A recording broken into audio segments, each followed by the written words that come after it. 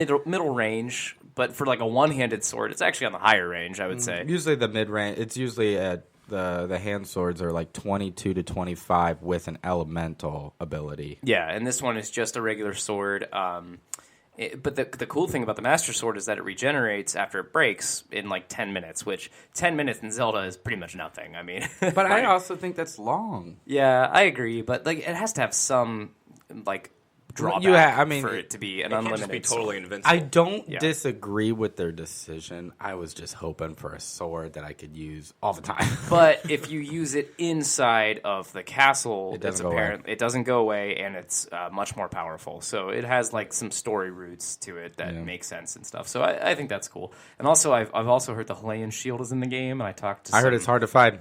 Yeah, I talked to some coworkers who told me where to find it. I don't want to know. You don't want to know. No, I do know where to find it though.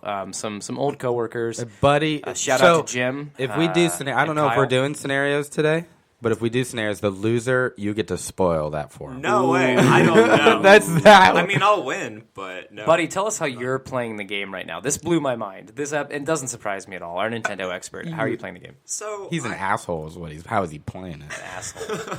I like when the game's hard, right? I was immediately drawn to that whenever I'd go and get killed like in one shot by an enemy. So I just tried to kind of make it as hard as I could. So I turned off there's like a user interface mode that's like a pro mode.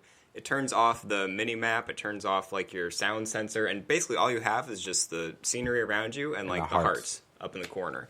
So it's way cooler that way too, because you can see a lot more of the scenery, and you're not constantly focusing on all the little gauges down in the corner. I mean, I barely look at them. So, not to keep bringing up Horizon Zero Dawn, I feel like this keeps happening. But in Horizon, they have what's called a dynamic HUD that I turned on. And so it's like when you're just exploring and running around, then there's nothing on the screen. You just get to look at the beautiful, and that game is beautiful. Oh my God, that game is beautiful again. But once you get into combat or something like that, then your HUD just kind of comes back like when you need it. When it's dynamic, it's pretty smart about it actually for the game. It's just like anytime you're in any kind of action, it pops back on. I appreciate that. You know, the first game I played that was like that was a launch title for 360. It was the game called Condemned. Do you remember that game? God. That had Butt clencher. Yeah, that had no HUD at all. There was nothing on your screen but your eyes. And if you wanted to know how many bullets you had, you literally had to pull the clip out and count it and then put it back in. That's how you knew how many bullets you had. You didn't. They never told you. If you shot the bullets out, it would click. You have to count your bullets, and if you got hit, you were hurt, but you really didn't know how much. And that was a butt clenching, really interesting story game. The second one was dirt awful, but Yeah. But yeah, that if you what are you smiling at? I was looking up something else for a future conversation. So I think that'll be kind of it in terms of what we talk about for Zelda today. So if you stuck with us this long, thank you. That's some solid Zelda talk. Buddy, I wanted to ask you, I know that you had brought up at one point considering buying a PlayStation 4. Yeah. Where are you after having a Switch and playing Zelda and stuff? Are you still considering getting a second console? I know you've always been a Nintendo guy. Maybe eventually, but I feel like I have to beat Zelda first now, and at this rate, finding 900 Korok seeds is going to take me about 20 years. So. Yeah. Now, so if you bought another system, is PlayStation what you would go with other than Nintendo, or would it be where are you Microsoft, leaning? Xbox? I think so. I think or PlayStation. PC? I think PlayStation would probably where I'm Why is that? PCs are too expensive. Granted, you can play I a get lot it. of different things on it, yeah. And then Xbox, I don't know.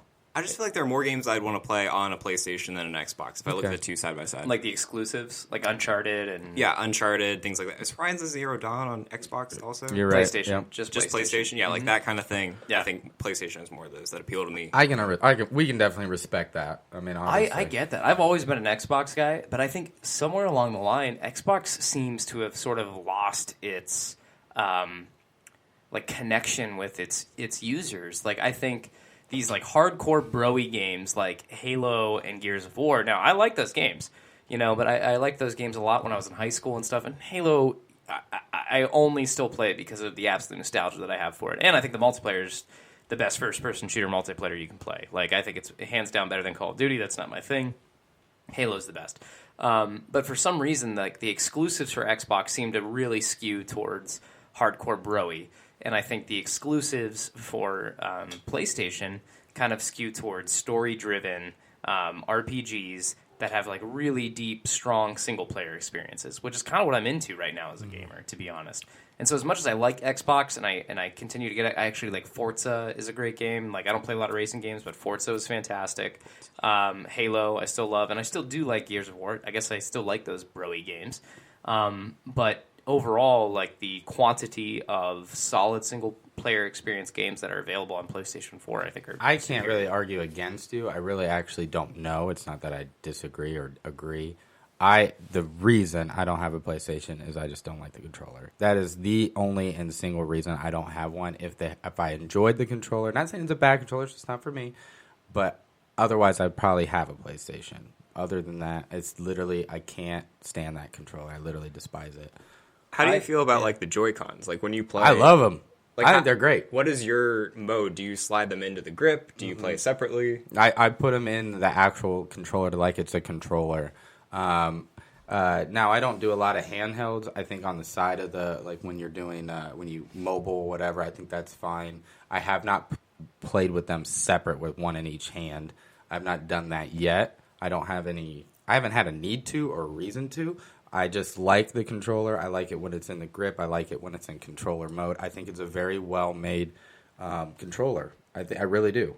I really enjoy it. The only small complaint I have, I'm enjoying the Joy-Cons a lot. I'm really considering getting a Pro controller just because of what I'm used to playing. And I've heard really good things about it. Now I heard it's also really expensive.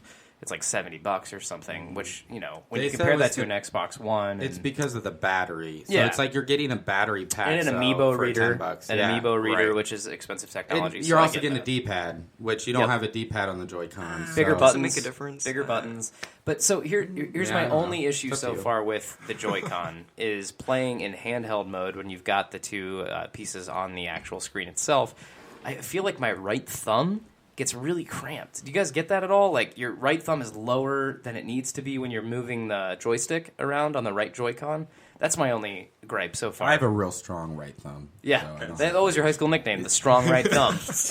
I haven't played it in the handheld version. I literally, or at least not much. I've only played it here when I've shown you. I haven't played it at home. Oh, really? Like, oh, well, I guess your bed is right next to your TV, right? Yeah. So, yeah. I don't. I haven't gone anywhere. Sounds like with I have a it. really didn't- intimate knowledge of your Wyatt's bedroom by your bed. layout. Yeah, I haven't gone and drank margaritas with my Switch. Hey, one-on-one. no shame. It was awesome. It was so cool. So I want to ask you guys. This is a question I have for all three of us, since we're all big Nintendo fans.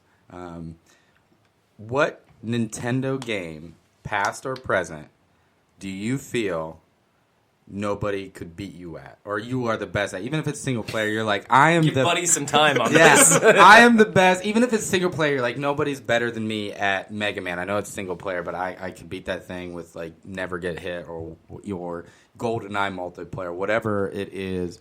What do you guys? I know that's a loaded question. That's not a loaded question. Oh, you know it? Mario Party 2. Wow. That's shots fired over to Kendall on that, for Which- sure. Kendall's his wife. Do we know that? I think so. I think we've She's established been that. on the podcast. Yeah, she's been on the podcast. Okay, so Mario Party 2. Mario Party out of all the you are walking Mr. Nintendo. You are Buddy Mr. Nintendo, and Mario Party 2 is it. I remember one of the first times that I ever met Brogan. I went over to his Yeah, call apartment. you out on this. And Kendall, Brogan, and I played Mario Party 2. I was so far ahead it wasn't even fun, and I don't think Brogan liked me. Wow, way to bring that back up, Dick. Let's see if you get invited back to the podcast after this. I know, Just right? remember when Buddy was on the podcast? Dick. That is true, though. This man has, like, an incredible... So you're going to back that up? I You're can gonna back it totally up? vouch for this. It's Why unbelievable. 2? Why 2? Why It's not the mini Mario games. That's Party? the best one. Mario Party was fun, but they improved on everything in Mario Party 2. They had more mini games, they had better boards, it was less luck based, but still some there. That game got progressively worse. Like, in all the iterations of Mario Party that I've seen so far. Right. Like the most recent one, I know we played a little bit, right? We, what was that, Mario Party 8? Or something? Well, the one for the Wii U was Yeah. 10? 10, yeah, and it was now? just like they got rid of it feeling like a board game, and instead, like they just put you all in the same space every time. And I was like, "What's the point of that?" Like that kind of defeats it for me. Do you feel like you could say, are you confident enough that you could, with your Mario Party skills, that you could beat us in all Mario Party games? Or is it Probably. only I Mario don't know Party about 2? all of them. The thing about Mario Party 2 is that when I was little, you guys were playing all other kinds of games. But me and my sisters, every weekend, every Saturday, we'd play Mario Party 2. So I know all those boards So like your the back sisters of my hand, were the just games like the back of my Your hand. practice. Exactly. Yeah. Ooh. So Okay. I like the way grew that up with that sounds. game. That's the game. I got one. All right, what's Here's yours? mine. This is kind of out of left field. I don't even know if you guys would have played this. Excite Bike 64. Oh. I I absolutely never played the 64 one. The original loved one it. was hard and easily forgotten. It was in my not a opinion. game. It was not a game that I expected to like either. Like I had never been like I'm not a motorbike guy, and I'm not like a racing game guy traditionally. I mean, I like some of the more arcadey ones. And I know I said I liked Forza, but like I don't traditionally play them. But for some reason, I picked up Excite Bike. Or no, I think I got it for Christmas or something like that. And it was like that. It was one of the only games I got that year for Christmas. And you remember, like back in the day when you couldn't really afford your own video games, you got what you got for Christmas and your birthday and stuff like that. And so you just played the ever-loving hell out of those games. And Excite Bike 64 was one of those. And like that was the only game, like racing game, where I got absolutely obsessed with getting the best time I could possibly get. And like, okay, if I take this turn a little bit, like I could start to visualize the line on the track. Like if I just hug this corner a little bit tighter, like I can get a better time on this. And this track, it's better to be this character. And on this track, it's better to be this character. Like I had every nuance of that game down. One with the game. I was one with the Excite Bike 64. I loved it. It was fantastic. So if I were to answer that question, so I got two answers. If I'm allowed to do that. It's my own question. If I were to play a specific type of way to play GoldenEye, license to kill, pistols only, I am unbeatable. Only in that game. Remind me what that means. That means you can only, it's one shot, you're dead. So you have a pistol, so it's only, like click, click, click. And if you get hit once, it's basically tag. You get hit once, you're dead. There's no, like, constantly shooting, your health goes down. One shot, you're killed. Mm-hmm. And I am unbeatable at that. However, that's one version of the game. If we were to play any other version, I'd be just as equal as everybody else. My unbeatable game in Nintendo would be Star Fox 64 in both single player and multiplayer. And the reason I say single player, I'm talking about number of kills when you end the game. They add up all your kills. And I'm going to brag a little bit. For a very short period of time, within like a day or so, I had the world record for number of kills because I tracked it online, and then it was quickly beaten like within a few hours. But like I had the highest, like I had beaten the game with a very high number, and then I was like, that was my thing to do. I was like, hey man, I love getting high kills. I love this game. I had it memorized. I knew the best path to take within the planets to get the most kills. I looked up online what was the highest number of kills in the game, and I had over like maybe 150 to 200 more than that person. And then very shortly after, somebody else had said that they had beaten it. So you were like famous. For No, I never 5 seconds. came out and Never said self-reported. Yeah, this was just me like, oh, wow, I have the most kills in the world. Oh, wait, quickly, no, I don't anymore. It was literally that kind of scenario, but that game, as well as single player, I'd play with my friend in grade school, David Hall. Sorry, probably shouldn't say his last name, but some of my friends in grade school, we would play StarCraft 64 or Star Fox, way different game, multiplayer, and I would never lose at that game. I think Nintendo would be silly if they didn't figure out a way to make those games available on the Switch. And Oh, they will. I really hope they do. But Nintendo 64 specifically, I don't think did Virtual Console end up releasing Nintendo 64 games for Wii and stuff like that? It did. Yeah, did, I have okay. Paper Mario for Wii. Okay, cool. Because like that to me is another like imagine being able to bring Mario Party 2 with you on your Switch to a party, and you've already got 2 controllers that you can play with. Yep. And maybe you have like an extra one that you can bring, or somebody else at the party's got a Switch, and they can use their 2. And then all of a sudden you're playing Mario Party, or you're playing GoldenEye, and each person can play GoldenEye 64 on their own Switch, and like that would be fantastic. It'd be awesome. There is such a market, I think, for like players like us, like older Nintendo older, but like really like those people that really enjoyed and remember Nintendo 64, like to be able to play that on our Switch would be fantastic. Like I think there's a serious market for that. But see, that's what I liked about the Switch. Not only did I enjoy the Zelda and playing the Switch, but I see the potential in what you just mentioned. Like we download it, we got we sit in a room and we can quickly play that game. That would be amazing. multiplayer. Because when you download the Nintendo eShop or